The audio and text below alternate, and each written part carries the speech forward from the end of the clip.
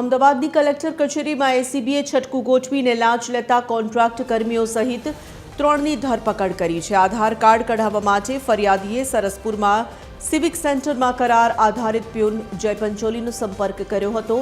ફરિયાદી પાસે પોતાનો જન્મનો દાખલો ન હોવાથી જય પંચોલીએ કમ્પ્યુટર ઓપરેટર ભાગ્યેશ સોલંકી વતી પહેલા 25,000 અને બાદમાં 7,000 એમ કુલ 32,000ની લાંચ માંગી હતી, જેથી ફરિયાદીને લાંચ ન આપી હોવાથી એસીબીનો સંપર્ક કરતા એસીબીએ છટકું ગોઠવ્યું હતું। લાંચની રકમ લેવા આવેલા સંદીપ પ્રજાપતિને પકડ્યા બાદ આ બંનેની પણ ધરપકડ કરાઈ હતી।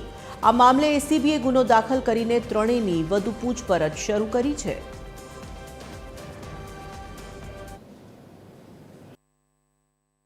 એસીબીએ છટકું ગોઠવી જે સિવિક સેન્ટરના કોમ્પ્યુટર ઓપરેટર છે ભાગ્યેશ સોલંકી, એના કહેવાથી એના પ્યુન સિવિક સેન્ટરના જય પંચોલી અને જય પંચોલીએ પૈસા લેવા માટે ઉપયોગ કર્યો સંદીપ વક્તાજી પ્રજાપતિ કે જે કોલેજમાં ભણતો એક વિદ્યાર્થી છે।